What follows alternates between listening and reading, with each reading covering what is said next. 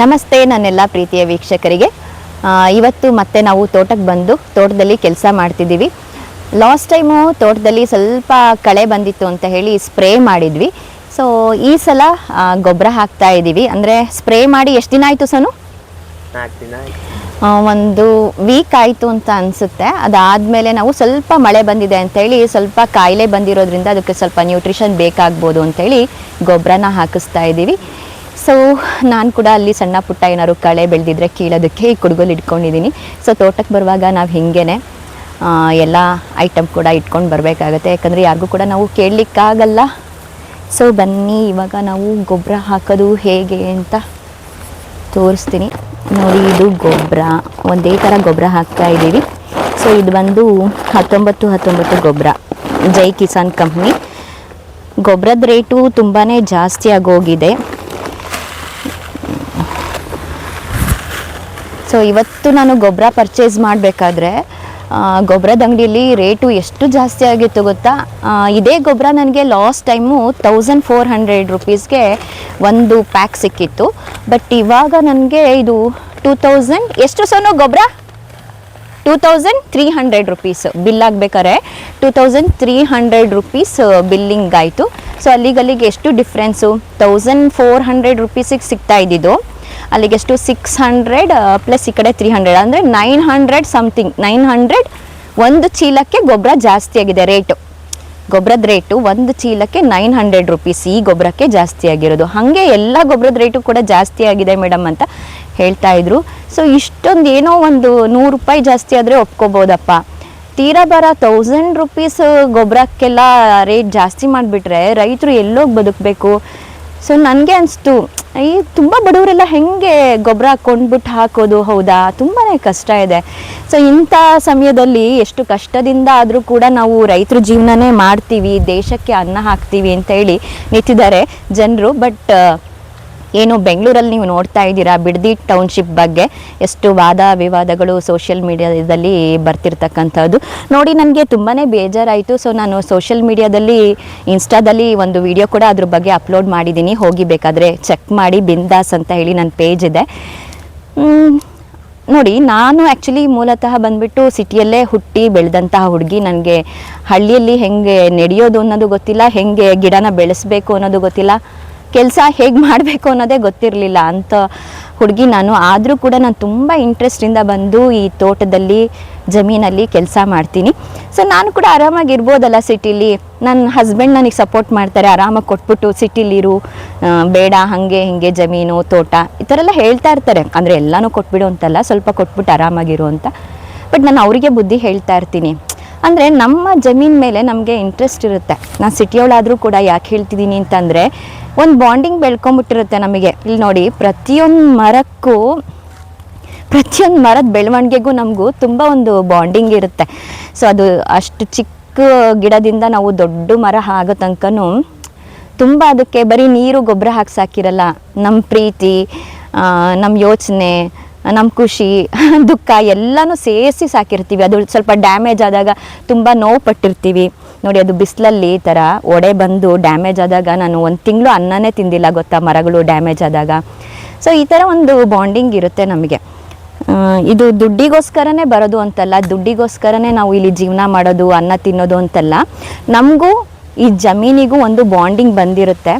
So ಆ ಒಂದು ಜಮೀನನ್ನ ಇವತ್ತು ಎಷ್ಟು ಈಸಿಯಾಗಿ ಬಂದ್ಬಿಟ್ಟು, ಏನು ಸರ್ಕಾರದವರು ಗೊತ್ತಿದೆ ಯಾವ ಸರ್ಕಾರ ಅಂತ ಬಾಯಲ್ಲಿ ಹೇಳೋದೇ ಬೇಡ, ಈಸಿಯಾಗಿ ನಾವು ಟೌನ್ಶಿಪ್ ಮಾಡ್ತೀವಿ ಅಂತ ಕೇಳ್ತಿದ್ದಾರೆ. ಆಗಲೇ ಅವ್ರಿಗೆ ಏಜ್ ಆಗೋಗಿದೆ, ನಿಮಗೆ ಗೊತ್ತಿದೆ, ಇವತ್ತು ಇರ್ತಾರೋ ನಾಳೆ ಹೋಗ್ತಾರೋ ಅನ್ನಂಗಿದ್ದಾರೆ. ಬಟ್ ಇದು ಜಮೀನು ಅನ್ನೋದು ತಲಾಂತರಕ್ಕೆ ಇರೋ ಅಂಥದ್ದು. ಹೌದಾ, ನಾವು ನಮ್ಮ ಮಕ್ಳಿಗೆ ಕೊಡ್ತೀವಿ, ನಮ್ಮ ಮೊಮ್ಮಕ್ಳಿಗೆ ಕೊಡ್ತೀವಿ. ಏನೋ ಅವರು ನೆಮ್ಮದಿಯಾಗಿ ಬಂದು ಇಲ್ಲೊಂದು ಸಿಟಿಲಿ ಏನೋ ಕೆಲಸ ಮಾಡಿನಾದರೂ ಆಯಿತು, ಬಂದು ಅಪರೂಪಕ್ಕಾದರೂ ಇಲ್ಲಿ ಬಂದ್ರೂ ಕೂಡ ನೆಮ್ಮದಿಯಾಗಿ ಇದ್ದೋಗ್ತಾರೆ. ನಮ್ಮ ಮನೇಲೇ ಕೂಡ ಎಷ್ಟೊಂದು ಮಕ್ಕಳಿದ್ದಾರೆ ಇಂಜಿನಿಯರಿಂಗ್ ಮಾಡ್ಕೊಂಡಿದ್ದಾರೆ. ನನ್ನ ಹಸ್ಬೆಂಡ್ ಅವರು ಕೂಡ 5 ಜನ ಅವ್ರ ಅಣ್ಣ ತಮ್ಮಂದರು, ಎಲ್ಲ ಮಕ್ಕಳುಗಳು ಕೂಡ ದೊಡ್ಡವರಾಗಿದ್ದಾರೆ. ನನ್ನ ಮಗ ಕೂಡ ಇಂಜಿನಿಯರಿಂಗ್ ಫೈನಲ್ ಇಯರ್. ಸೊ ಹಾಗಿರುವಾಗ ಎಲ್ಲೋ ಒಂದಿನ ಬಂದಾದರೂ ಅವರು ಕೆಲಸ ಮಾಡಿಕೊಂಡು ನೆಮ್ಮದಿಯಾಗಿದ್ದೋಗ್ತಾರೆ.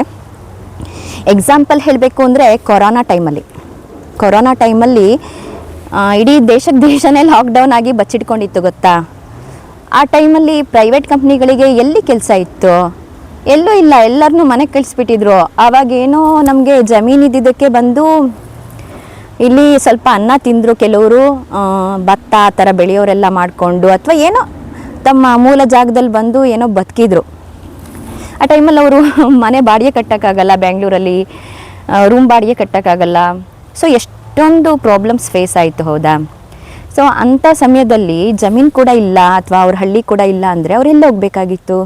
ಸೊ ಏನೋ ಒಂದು ಅವರಿಗೆ ಅದ್ರ ಜೊತೆಗೆ ಒಂದು ಬಾಂಡಿಂಗಲ್ಲಿ ಅವರು ಅಪ್ಪ ಅಮ್ಮ ಎಲ್ಲ ಅಲ್ಲೇ ಉಳ್ಕೊಂಡು ಇನ್ನೂ ಜೀವನ ಮಾಡ್ತಾ ಇರ್ತಾರೆ, ಮಕ್ಕಳು ಸಿಟಿಯಲ್ಲಿ ಇದ್ದರೂ ಕೂಡ. ಹಾಗೆಲ್ಲ ಇರುತ್ತೆ, ಒಬ್ಬೊಬ್ಬರು ಜೀವನ ಒಂದೊಂದು ಥರ ಇರುತ್ತೆ, ಹೌದಾ. ಸೊ ಹಾಗಾಗಿ ಯಾರು ಕೂಡ ಆ ಜಮೀನನ್ನ ಕೇಳಬೇಡಿ, ಅವ್ರು ಟೌನ್ಶಿಪ್ ಮಾಡೋದನ್ನು ಇಲ್ಲಿಗೆ ಕೈ ಬಿಟ್ಬಿಡಿ. ಪಾಪ ಅನ್ನದಾತ್ರನ್ನ ಅವರಿಗೆ ಬದುಕೋಕೆ ನಾವು ಬಿಡೋಣ, ಹೌದಾ. ಎಷ್ಟೋ ಜನ ವಯಸ್ಸಾಗಿರೋರು ಇರ್ತಾರೆ, 40-50 ವರ್ಷ ಅಲ್ಲಿ ಅವ್ರ ಕಾಲವನ್ನು ಕಳೆದಿರ್ತಾರೆ. ತಮ್ಮ ಕೊನೆ ಕಾಲವನ್ನು ಅಲ್ಲೇ ಕಳಿಬೇಕು ಅಂತೇಳಿ ಹೊಸದಾಗಿ ಮನೆ ಕಟ್ಕೊಂಡಿರೋದಿರುತ್ತೆ, ಹೊಸದಾಗಿ ಏನೋ ಒಂದು ಪ್ಲ್ಯಾಂಟೇಷನ್ ಮಾಡಿರ್ತಾರೆ, ಕನಸುಗಳನ್ನು ಕಂಡಿರ್ತಾರೆ. ಸೊ ಅವ್ರಿಗೆಲ್ಲ ಎಷ್ಟು ನೋವಾಗುತ್ತೆ ಅಲ್ವಾ.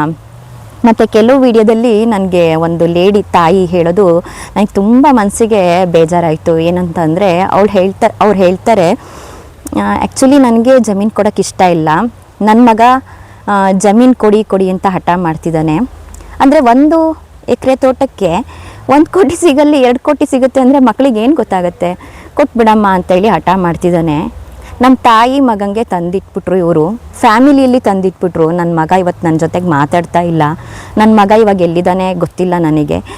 ಸೊ ಈ ಥರ ಒಂದು ವಿಡಿಯೋ ನಾನು ನೋಡಿದೆ, ಆವಾಗ ಬೇಜಾರಾಯಿತು ನನಗೆ. ಇವರೇನೋ ಇವರ ಸ್ವಾರ್ಥಕ್ಕೇನೋ ಟೌನ್ಶಿಪ್ ಮಾಡ್ತೀನಿ ಅಂತ ಹೇಳಿ ಫ್ಯಾಮಿಲಿ ಕೂಡ ಹಾಳು ಮಾಡ್ದಂಗೆ. ಒಂದು ಫ್ಯಾಮಿಲಿ ಹಾಳು ಮಾಡಿದ್ರೆ ಅದ್ರ ಶಾಪ ಎಷ್ಟು ತಟ್ಟುತ್ತೆ ಗೊತ್ತಾ. ಸೊ ಒಂದು ಫ್ಯಾಮಿಲಿ ಅನ್ನೋದು ಈಸಿ ಅಲ್ಲ, ಅವರು ಎಷ್ಟು ವರ್ಷದಿಂದ ಹೊಂದ್ಕೊಂಡು ಆ ಬಾಂಡಿಂಗನ್ನು ಕಾಪಾಡ್ಕೊಂಡು ಬಂದಿರ್ತಾರೆ ಅಲ್ವಾ. ಒಂದು ಕನ್ನಡಿ ಒಡೆದೋದ್ರೆ ಅದನ್ನು ಮತ್ತೆ ಸೇರ್ಸೋಕ್ಕಾಗುತ್ತಾ, ಸೇರಿಸಿದ್ರು ಕೂಡ ಕ್ಲಾರಿಟಿ ಇರುತ್ತಾ, ಇಲ್ಲ. ಹಾಗೆ ಫ್ಯಾಮಿಲಿ ಕೂಡ ಒಡೆದೋದ್ಮೇಲೆ ಮತ್ತೆ ಸೇರಿಸೋದು ತುಂಬ ಕಷ್ಟ. ಇಲ್ಲಿ ಫ್ಯಾಮಿಲಿ ಮಧ್ಯನೇ ತಂದಿಟ್ಬಿಟ್ಟಿದ್ದಾರೆ ಆ ದುಡ್ಡಿನ ಆಸೆನ ತೋರಿಸಿ. ಸೊ ಆ ತಾಯಿಗೆ ಬುದ್ಧಿ ಇದೆ, ನಾನು ಜಮೀನು ಕೊಡಲ್ಲ ಅಂತ, ಮಗಂಗೆ ಬುದ್ಧಿ ಇಲ್ಲ, ಜಮೀನು ಕೊಡಿ ದುಡ್ಡು ಬರುತ್ತೆ ಜಾಸ್ತಿ ಅಂತ. ಸೊ ಆ ತಾಯಿ ಅಳ್ಕೊಂಡು ಹೇಳುತ್ತೆ, ನಮ್ಮ ಫ್ಯಾಮಿಲಿ ಕುಟುಂಬಕ್ಕೆ ತಂದಿಟ್ಬಿಟ್ರು ಇವರು ಟೌನ್ಶಿಪ್ ಮಾಡೋದ್ರು ಯೋಚನೆಯಿಂದ ಅಂತ ಹೇಳ್ಬಿಟ್ಟು.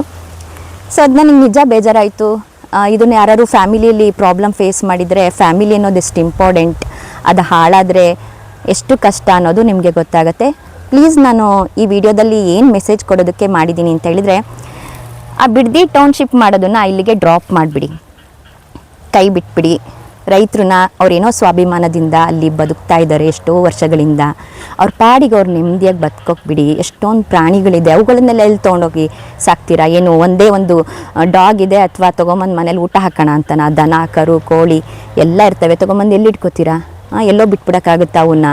ಅವುಗಳ ಮೇಲೂ ಒಂದು ಪ್ರೀತಿ ಇರುತ್ತೆ, ಸಾಕಿರ್ತಾರೆ ಅವರು. ಸಿಟಿಯಲ್ಲಿ ಒಂದು ನಾಯಿ ಜೂಲ್ ನಾಯಿ ಕಟ್ಬಿಟ್ಟು ಸಾಕ್ದಂಗಲ್ಲ ಜೀವನ. ರೈತರ ಜೀವನ ತುಂಬಾ ಕಷ್ಟ ಇರುತ್ತೆ. ಆ ಪ್ರಾಣಿಗಳಿಗೂ ತುಂಬ ಪ್ರೀತಿನ ಕೊಟ್ಟಿರ್ತಾರೆ ಅವರು. ಚಿಕ್ಕ ಒಂದು ಕರು ಇದ್ದರೆ ಅದನ್ನು ಸಣ್ಣದಿದ್ದಾಗಿಂದನೂ ಎಷ್ಟು ಪ್ರೀತಿಯಿಂದ ಸಾಕಿರ್ತಾರೆ ಗೊತ್ತಾ. ನೀವೇ ಸಿಟಿಲಿರೋರು ಒಂದು ಡಾಗ್ ಸಾಕಿರ್ತೀರ, ಅದಕ್ಕೆ ಎಷ್ಟು ಪ್ರೀತಿ ಕೊಟ್ಟಿರ್ತೀರ. ಯಾರು ಏನಾದ್ರು ಮಾಡಿದ್ರೆ ಬಿಡ್ತೀರಾ? ಇಲ್ಲ ತಾನೇ. ಹಾಗೇ ಅವ್ರಿಗೂ ಕೂಡ ಇರುತ್ತೆ, ಸುಮಾರು ಸಾಕ್ಕೊಂಡಿರ್ತಾರೆ. ನಾನೇ ಮದುವೆ ಆಗೋಷ್ಟರಲ್ಲಿ ನಮ್ಮ ಮನೇಲೆ 15 ಎಮ್ಮೆಗಳಿತ್ತು ಗೊತ್ತಾ. ಅವನ್ನೆಲ್ಲ ಎಲ್ಲಿ ಬಿಟ್ಟು ಬರ್ತಾರೆ ಅವರು, ಹೌದಾ. ಸೊ ನೀವು ಮನುಷ್ಯತ್ವ ಇದ್ದು ಹೊಟ್ಟೆಗೆ ಅನ್ನನೇ ತಿನ್ನೋದಾದರೆ ಈ ಟೌನ್ಶಿಪ್ನ ಇಲ್ಲಿಗೆ ಕೈ ಬಿಟ್ಬಿಡಿ. ಇವತ್ತೋ ನಾಳೆನೋ ಇದ್ದು ಹೋಗೋರು ನೀವು, ಆಗಲೇ ವಯಸ್ಸಾಗಿದೆ ನಿಮ್ಗಳಿಗೆಲ್ಲ.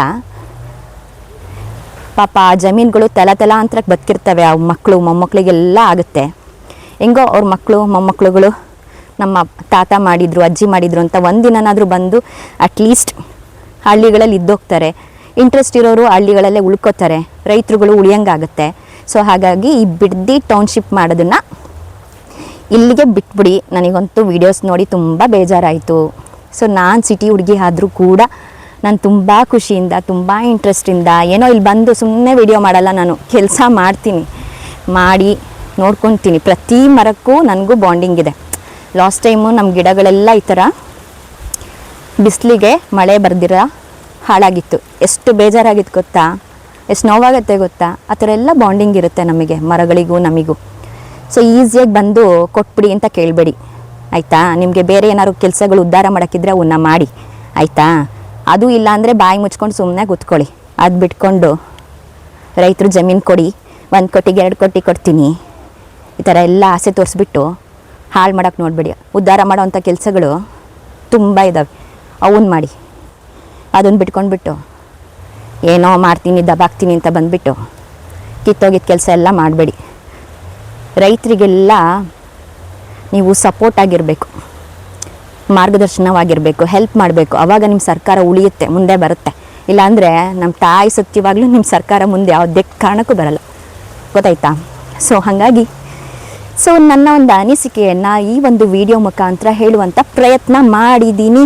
ಆ್ಯಕ್ಚುಲಿ ನನಗೆ ಫೀವರ್ ಬಂದು ಹುಷಾರಿಲ್ಲ, ಆದರೂ ಕೂಡ ಈ ಒಂದು ಬಿಡದಿ ಟೌನ್ಶಿಪ್ ಬಗ್ಗೆ ಮಾತಾಡಲೇಬೇಕು ಅಂತ ಹೇಳಿ ಇವತ್ತು ಗೊಬ್ಬರ ಹಾಕ್ತಾ ಇದ್ದಾರೆ ಅಲ್ಲಿ.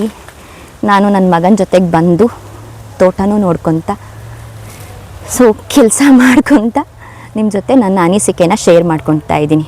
ಸೊ ಲಾಸ್ಟ್ ಟೈಮ್ ನಾನು ಬಾಳೆ ಹಚ್ಚಿದ್ದೆ, ಒಂದೊಂದೇ ಬಾಳೆ ಬಿಟ್ಟಿದೆ, ತಳಿ ತೋರಿಸ್ತೀನಿ ನಿಮಗೆ. ನೋಡಿ ಬಾಳೆ ಬಿಟ್ಟಿದೆ, ಹೌದಾ? ಈ ಥರ ಜಮೀನು ಇರೋದಕ್ಕೆ ಹಂಗು ಹಿಂಗು ಮಾಡ್ಕೊಂಡು ತಿಂತೀವಿ, ಇಲ್ಲಾಂದರೆ ಏನು ತಿನ್ನೋದು ನಾವು, ಹೌದಾ? ಗೊತ್ತೆ ಸಿಟಿಯಲ್ಲಿ ಏನು ತಿನ್ನೋಕ್ಕಾಗಲ್ಲ, ಒಂದಿಷ್ಟು ಬಿಸಿಲು ನೋಡಬೇಕಷ್ಟೆ, ಹೌದಾ? ಸೊ ಹಾಗಾಗಿ ಬಿಡದಿ ಟೌನ್ಶಿಪ್ ಮಾಡೋದನ್ನು ಇಲ್ಲಿಗೆ ಸ್ಟಾಪ್ ಮಾಡಿದ್ರೆ ನಿಮಗೂ ಗೌರವ ಸಿಗುತ್ತೆ, ನಿಮ್ಮ ಸರ್ಕಾರ ಕೂಡ ಮುಂದೆ ಚೆನ್ನಾಗಿ ಬರುತ್ತೆ. ಇಲ್ಲ ಅಂತಂದರೆ ಹೇಳಿದ್ನಲ್ಲ ಹಾಗಾಗುತ್ತೆ.